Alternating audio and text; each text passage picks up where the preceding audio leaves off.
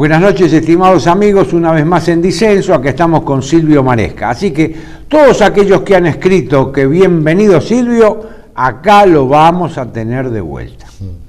Hoy, gracias Silvio por venir, por favor, para estar acá, que dejás de hacer un montón de cosas también.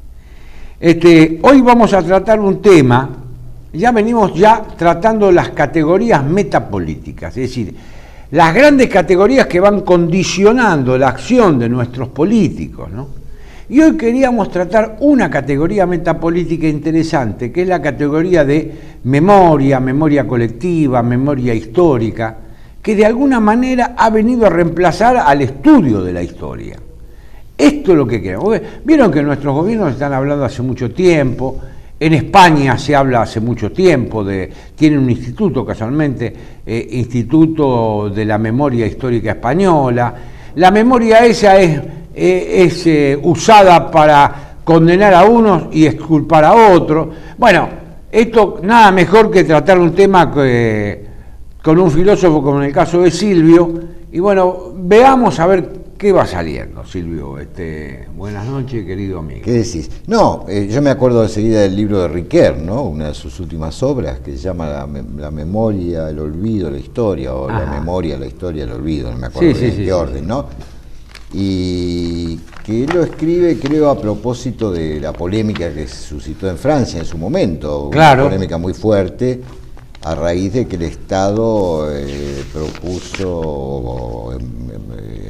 promulgó una ley condenando a los negacionistas, a los historiadores negacionistas, los que negaban el Holocausto. Y bueno, ahí hubo una gran indignación en la academia, digamos, ¿no? Sí. Y muchos historiadores se lanzaron a trabajar sobre ese tema. Entre ellos Todorov, que tiene un libro magnífico, ¿no? Sobre la memoria, el olvido, justamente, ¿no? Bueno, y Riquer hace ahí un gran resumen, entre otras cosas mostrando cómo se hace historia, o sea, científicamente, ¿no? Claro. O sea, cuáles son los requisitos historiográficos sería, ¿no?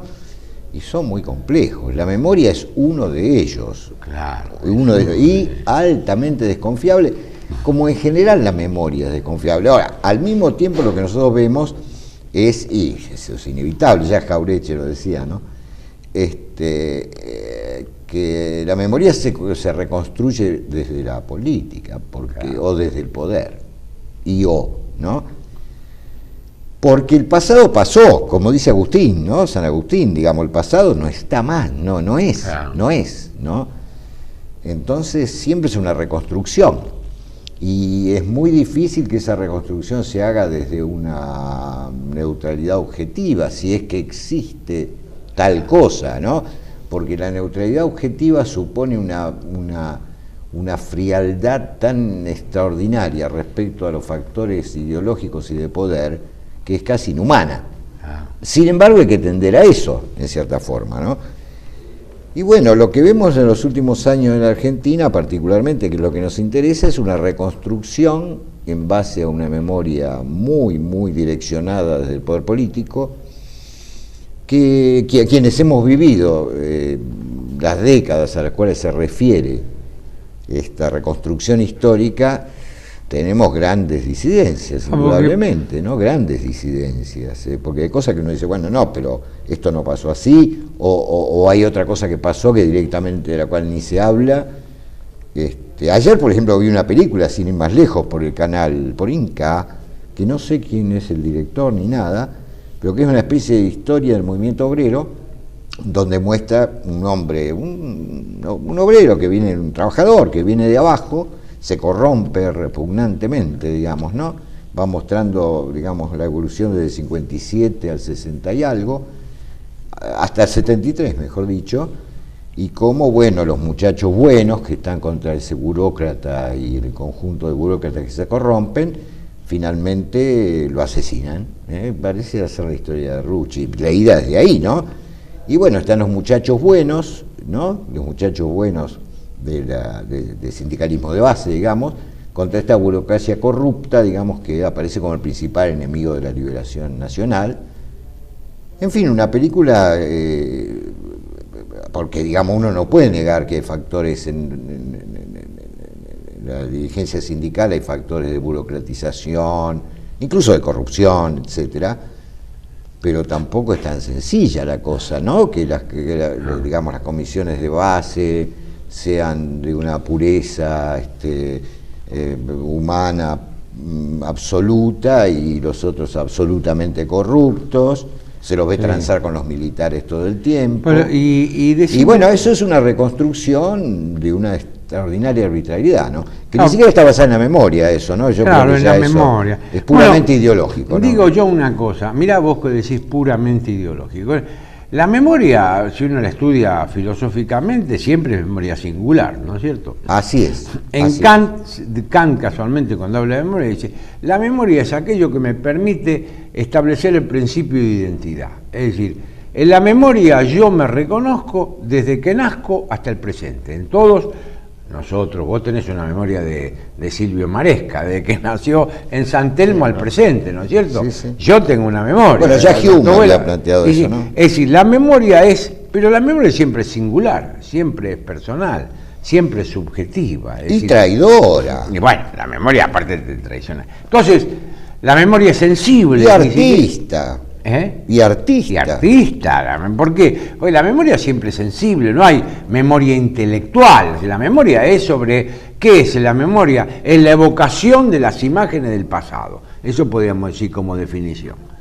Después podemos agregar los rasgos. La memoria cuando funciona como reminiscencia, que es cuando vos te acordás alguna cosa aislada de pibe, yo qué sé, y otra cosa como recuerdo cuando vos explícitamente, conscientemente, ahí está. La mneme y la anamnesis, ¿no? Los griegos distinguían. Muy bien. Ahora bien, ¿qué pasa con esta memoria que vos, inmediatamente lo dijiste, es arbitraria, es ideológica? Yo encontraba, porque quería ponerle un título a este programa. Yo le quería poner La industria de la memoria. Me parece muy interesante. ¿Por qué la industria de la memoria? Porque yo me acuerdo que hay un libro de Norman Finkelstein, que es un hombre perseguido que vive en Estados Unidos, que escribió un libro, La industria del holocausto. Finkelstein es un hombre de la colectividad judía, muy preparado el tipo, economista y demás, escribió un libro que hizo una bulla bárbara. Dice, perdón, hay una industria del holocausto, que son todos aquellos judíos que no pasaron por los campos de concentración, pero que igual cobran indemnización. Mis padres, dice él, que pasaron por los campos de concentración, nunca cobraron un mango. Se llama Norman Finkelstein, La industria del holocausto. Entonces, siempre me quedó grabado, yo lo tengo en internet, el texto no lo tengo, el texto en libro, pero lo tengo en internet, que está en castellano incluso. Resulta que una vez me quedó grabado, hecho dos cosas. Cristina Kirchner viaja a París y dice, la Argentina sufrió un genocidio en la dictadura militar. La oficina de la LICRA francesa, que es la oficina de la defensa del holocausto, salió a decirle no. El único holocausto fue el holocausto judío en los campos de concentración. Argentina no sufrió un holocausto, habrá sufrido muerte, pero no un holocausto. Años después, Simón Pérez viaja a Ankara. Y en el viaje que hace él a Ankara, no sé si lo declara porque está en Ankara o no sé por qué, pero en Ankara declara que el reclamo de los armenios por el genocidio armenio de 1915, que mataron los turcos 1,5 millones, dice, no se puede hablar de genocidio. Los únicos que podemos hablar de genocidio es nosotros, los judíos, porque sufrimos el genocidio de la guerra. Entonces, la industria de la memoria viene a ser como una especie de hermana menor, en mi interpretación, de la industria del holocausto. ¿Para quién quedó la industria de la memoria? Para la izquierda progresista. Porque en España, en Portugal y en Iberoamérica, la industria de la memoria se ha reproducido por doquier. Bueno, es que me parece muy interesante lo que sea en este sentido. O sea, nosotros sabemos la enorme importancia que tiene la industria cultural, Lo sabemos por muchos lados, pero hay un famoso libro ya de 1949, creo que es La dialéctica de la ilustración, claro, de Horkheimer y Adorno, que nadie podría sospechar de ellos adherencias claro, nazis o de derecha o fascistas o lo que ya plantean en términos pavorosos, digamos, el avance arrollador de la industria cultural. Por eso ellos defienden todavía la cultura burguesa, digamos, tradicional, seguro, que ya no existe más, ¿no? Entonces me parece muy bien en el sentido que no, al hecho de que la memoria es siempre direccionada, construida desde el poder, no solo político, pero muchas veces político, se suma que esto ya se hace de forma industrial. Claro. Y hasta postindustrial, digamos, ¿no? Pero digamos, de todo industrial. Entonces vos tenés películas, muestras plásticas, suplementos literarios, libros, publicaciones de todo tipo y en todo tipo de soporte, teatro, es decir, tenés todas las artes, ¿no? Las industrias culturales puestas al servicio de una determinada interpretación del pasado. Como decíamos, muy perspectivista, siempre va a ser relativamente perspectivista, lo dijimos antes, pero marcadamente perspectivista y direccionada como una reconstrucción ideológico-política desde el poder. Se ha dicho muchas veces, la historia la escriben los vencedores. En este momento, en el mundo occidental, los vencedores son lo que titulamos muchas veces el progresismo, ¿no? Pero cuenta con unos medios que no contaba la memoria tradicional, que podía ser extraordinariamente traidora, como lo es siempre la memoria, vuelvo a decirlo, porque fíjate, vos decís la memoria es individual, claro, ante todo sí. ¿Y qué pasa además con todo aquello que se olvida y después vuelve? ¿Vuelve de la misma manera o el olvido es activo y produce modificaciones? Esto, para quien no le dio un poquito a Freud, ya bueno, es como un primer grado inferior, digamos, ¿no? Y bueno, ahora, entonces, por eso Riquelme insiste tanto en la memoria, el testimonio de la memoria es... Pero nosotros, por ejemplo, nosotros dos. Después aplicar categoría de genocidio a cualquier cosa, es decir, acá se analogó lo que fue la represión ilegal, que no fue terrorismo de Estado, sino represión ilegal, que ha llevado a cabo el último gobierno militar, fundamentalmente, de la Argentina, se analogó con la acción del nazismo en Alemania en los 40. No tiene nada que ver. No. Porque el problema es que si ponemos todas estas mismas cuestiones en un mismo plano, bajo el manto de los derechos humanos, dejamos de entender la historia de cada pueblo. Y sobre todo eso que vos mencionás muchas veces, lo que es más importante todavía, la historia de esos conglomerados culturales diferentes, ¿no? Bueno, ahí quería ir, porque, por ejemplo, nosotros no estamos haciendo, por lo menos yo no lo cuestiono y vos tampoco, ¿no? Seguro, pero estoy seguro de eso. Nosotros no cuestionamos que no se recurra a la memoria. No, por supuesto. Nosotros es un elemento no cuestionamos, es un elemento más. Es como la historia cotidiana, la historia diaria, la historia oral. Nosotros lo incorporamos todo esto. Pero por supuesto. No lo cuestionamos porque nosotros seamos liberales. No los cuestionamos porque nosotros seamos marxistas. No los cuestionamos porque nosotros seamos fascistas. Nosotros lo que cuestionamos es la instrumentación, la manipulación de la memoria colectiva como una manipulación ideológica que se hace desde el poder. Eso es lo que cuestionamos, ¿no es cierto? Así es.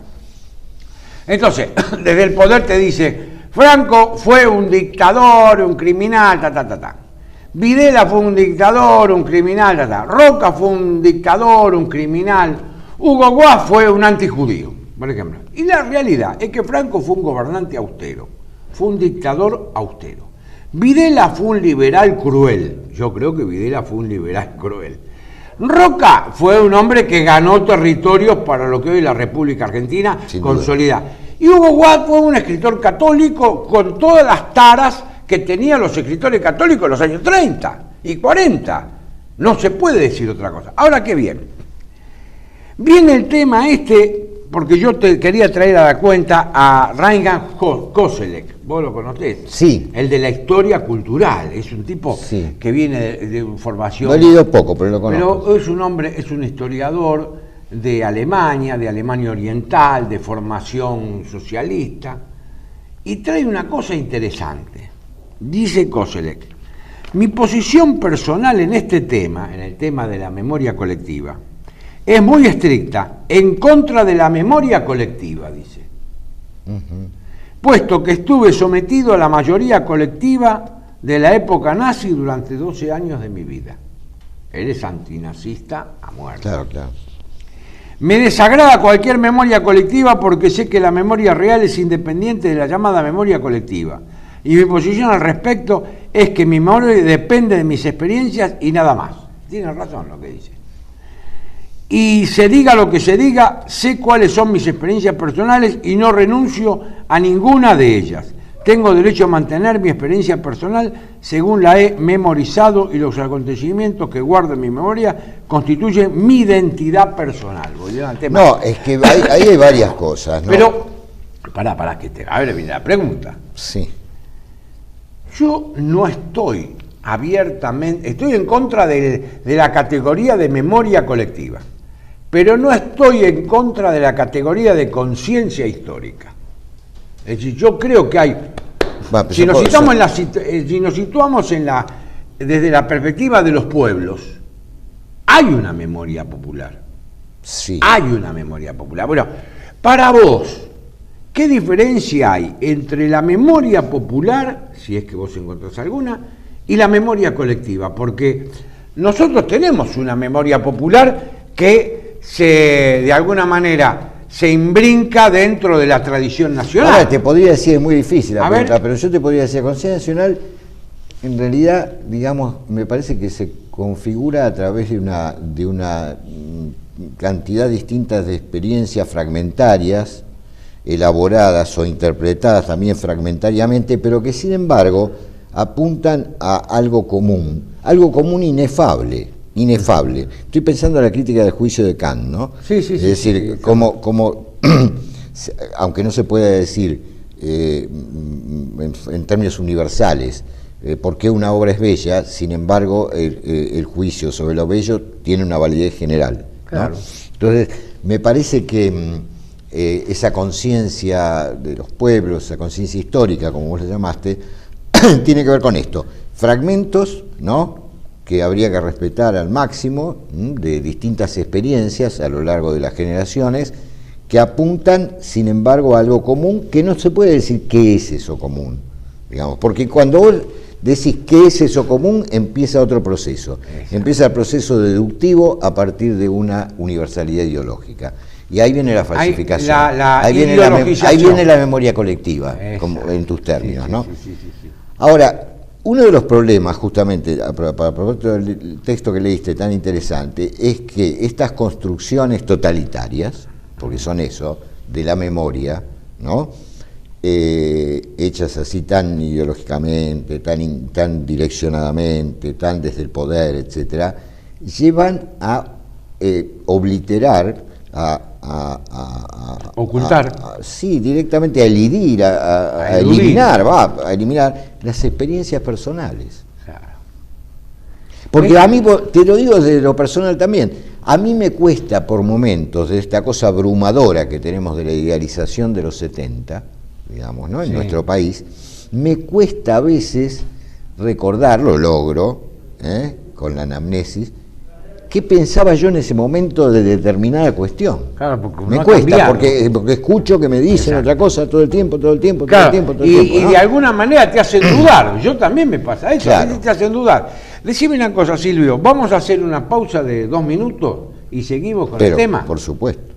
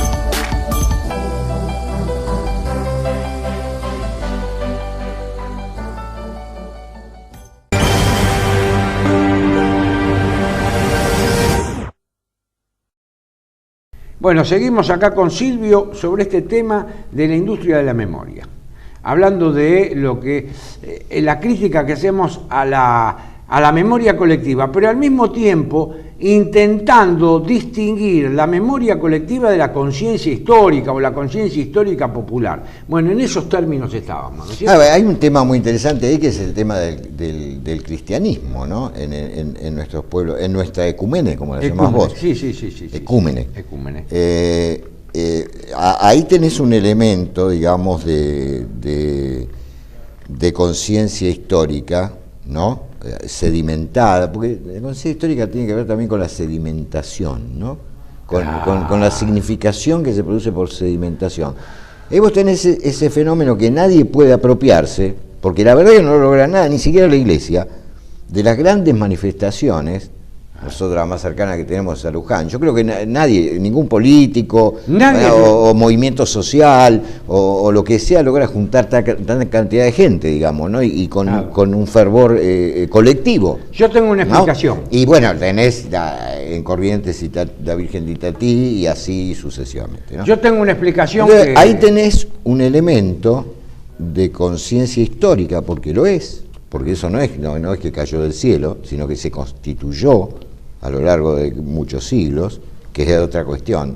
La historia nuestra no empieza en 1810, ¿no? Exacto. Lo que empieza ahí en 1810 es el intento de imponer una memoria.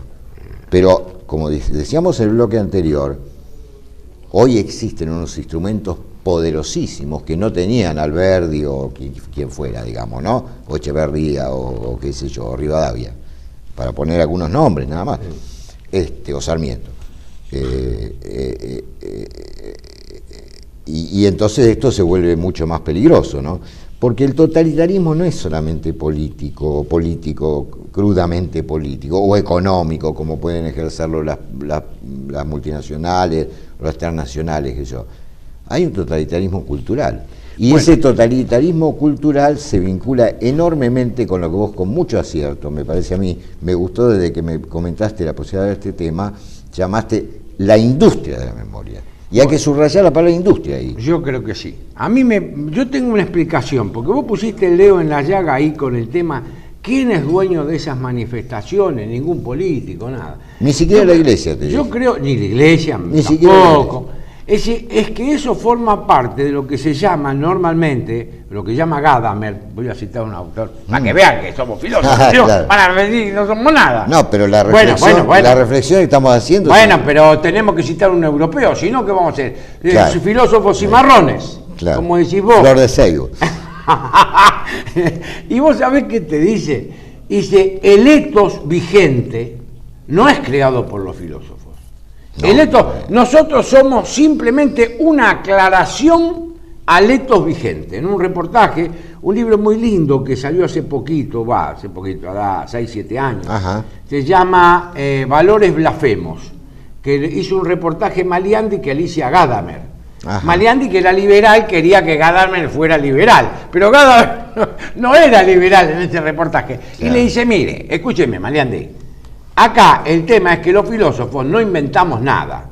No, hay un etos vigente, un etos nacional, un etos cultural, que es el pasado de todos nuestros pueblos, que constituyen esa tradición nacional, y el filósofo simplemente es una aclaración que hace a ese etos vigente. Sí, sí, qué interesante. Que siempre va a ser una interpretación, por supuesto, no hay nadie que pueda reflejar puramente, ¿no? Pero entonces, volviendo a este tema de la memoria, la memoria, en el fondo, esta industria de la memoria, lo que no tiene en cuenta la industria de la memoria es ese etos vigente. Ese etos vigente está interpretado en forma ideológica. Por eso también vos fijate que el modo como historizan, vamos a decirlo así, los poderes vigentes, en este caso en la Argentina el kirchnerismo, es siempre fragmentario, o sea, no marca una continuidad que pueda tener sus cortes, por supuesto, ¿no? Sí, sí. Pero sino que te toma la década del 90, la década del 70, los 80 no se hablan, por ejemplo, nada, no pasó nada, no existió, ¿no? Entonces son construcciones ad hoc, ¿no? Que se van haciendo, pero eso no te da por resultado una historia. Vos sabés qué lindo ni el desenvolvimiento de una conciencia histórica. Te da como spots. Bueno, pero ¿no? sería lindo que nos contaran 10 años de vida, ¿viste? De los 80, mirá si te descuentan a vos 10 años los de 60, vida. por ejemplo, ¿cuál es la interpretación kirchnerista de los 60? O de los 50. Bueno. Pero todo el periodo peronista, por ejemplo, casi permanece intocado. Se lo menciona puntualmente, algunos hechos puntuales, pero el periplo peronista, digamos, ¿no? Sí, no aparece. No aparece. Como una totalidad de sentido, ¿no? Un punto que valdría la pena tratar acá. Son construcciones, entre comillas, lógicas. Entre comillas. Avanzo. Un tema que valdría la pena charlar entre nosotros, una variante de esta industria de la memoria, es lo que los latinos llamaban damnatio memoria o la abolición de la memoria del otro. Paso a relatarte. ¿Cómo no? La damnatio memoria o condena de la memoria era una condena judicial que practicaba el Senado romano con los emperadores muertos, por la cual se eliminaba todo aquello que los recordaba. Desde Augusto, en el 27 a.C., hasta Julio Nepote, en el 480 después de Cristo, 500 años, fueron 34 los emperadores condenados. Se llegaba incluso hasta la abolitio nominis, abolición del nombre, borrando su nombre de todo documento e inscripción. Se buscaba la destrucción de todo recuerdo, se destruían sus bustos y sus estatuas. Suetonio cuenta, esto lo busqué yo, no es en Google, Suetonio cuenta que los senadores lanzaban sobre el emperador muerto, viste como se dice en criollo, todos somos guapos con un muerto, ¿no? Sobre el emperador muerto las más ultrajantes y crueles invectivas. La intención era borrar del pasado todo vestigio que recordara su presencia. Pero para que vos veas que no estás tan desubicado, las damnaciones se realizaban a partir del poder constituido y su presupuesto ideológico era: de aquello que no se habla, no existe. Y yo traigo a colisión Arturo Jaureche, ese gran pensador popular, en la necrología a nuestro maestro José Luis Torres, nos habla de la confabulación del silencio como mejor mecanismo de los grupos. Eso es, sí, ¿no? Eso en bueno, Argentina, ahí te doy pie. Eso en la Argentina, digamos, es una política permanente, digamos, ¿no? Bueno, ahí te di pie. O sea, es una política permanente, la conjura del silencio, ¿no? Que tanto vos como yo la hemos padecido durante toda nuestra vida, porque ya podemos hablar de toda nuestra vida, ¿no?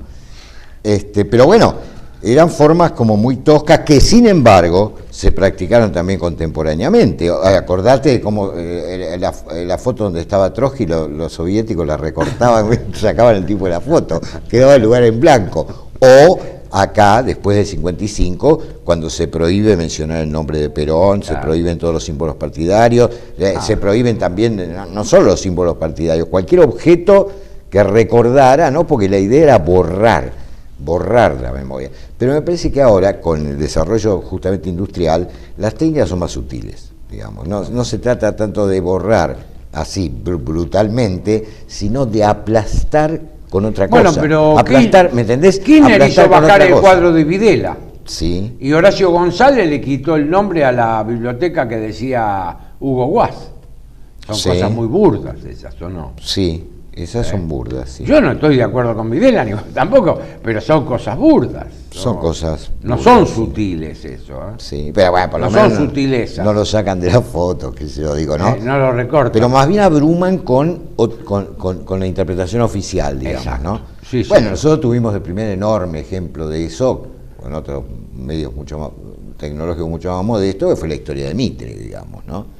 La historia de Mitre, que fabricó el pasado a medida, digamos, de los intereses. Quiere decir que la industria de la memoria es algo que se está usando en el presente, pero que con la damnatio memoria que nosotros hablamos de los romanos se viene No, pero utilizando. además en la Argentina tiene una larguísima tradición. Una larguísima. Desde 1810, Sí. lo sabemos, ¿no? qué sé yo, Alberdi en algún momento pretendía, Alberdi tuvo muchas etapas y fue un gran pensador, pero digo, en algún momento él planteaba que se empezara a hablar francés, cambiar el idioma, ¿no?